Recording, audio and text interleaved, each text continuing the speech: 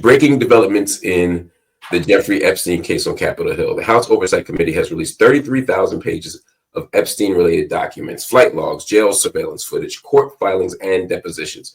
But Democrats say 97% of it was already public, with fewer than 1,000 pages of truly new material, mostly customs flight logs from 2000 to 2014.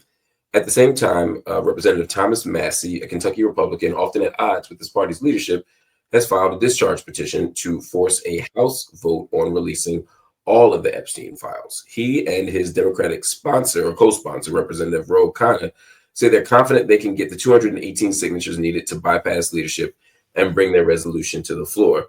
That could set up a vote in about 2 weeks. Now, Speaker Mike Johnson has already pushed back, calling the petition inartfully drafted and warning that it could expose victims' identities.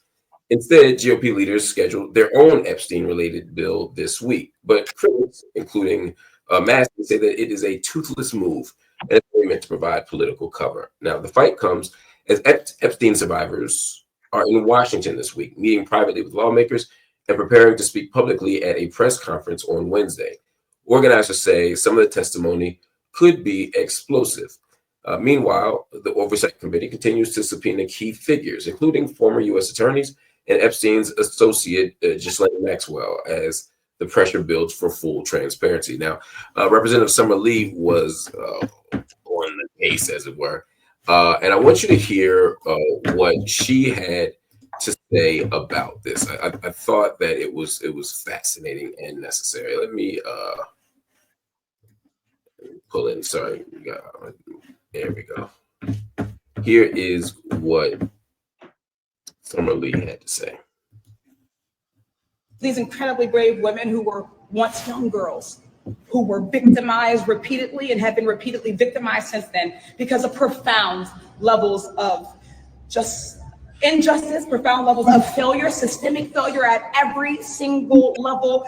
They are here to remind us that the reason why we passed this motion, the reason why we had, even if it was just a little bipartisan support at the time, was because our reason for being here is to make sure that whether it is the government of the United States or princes or elected officials from other countries or wealthy billionaires, that no one should be above the law. That if we are going to be a country of laws, that they must be equal, applied to every single person, but that also we have a responsibility to restore these victims. It was the government itself that failed these women. It's the government itself right now that is keeping them from the justice, from the healing, and from the peace that they need and that they deserve. We are here not to add on to the sensationalism of a case that has received global news and global attention, but to recenter that at the heart of this are human beings. At the heart of this are women, girls,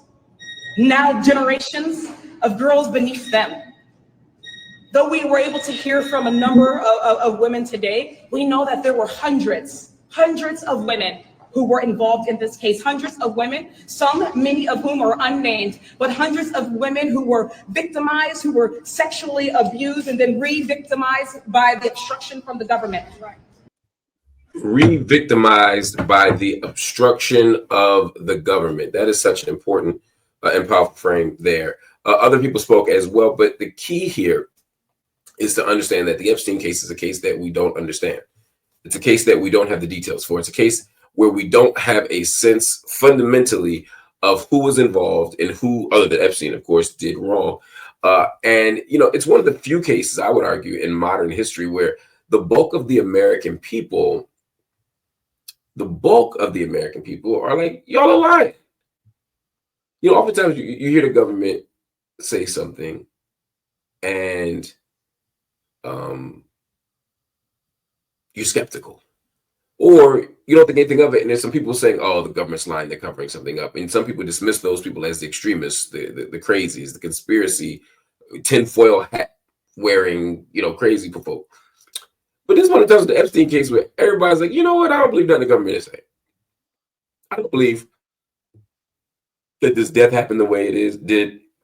I don't believe that the evidence is what you say it is. I don't believe that the outcome or the investigation is as conclusive as you all would suggest that it is. This is different. This is different. This is different. This is different. That's all I can say. This is different. I don't know if it'll be resolved or how it will be resolved. It will be resolved. And the truth has a way of making its way to the light. The question, of course, is just how does the truth find a way to make it to the light? But the voices of the victims have to be spotlighted. The voices of the victims have to be heard, and they have to be used to mobilize some kind of fundamental change. Not because we need to reach a resolution for the Epstein case per se, but it's also because there are a whole lot of other people who are still living, who are on that list, who are still involved, who are complicit, and who are still harming people in the world. We got to get at that too.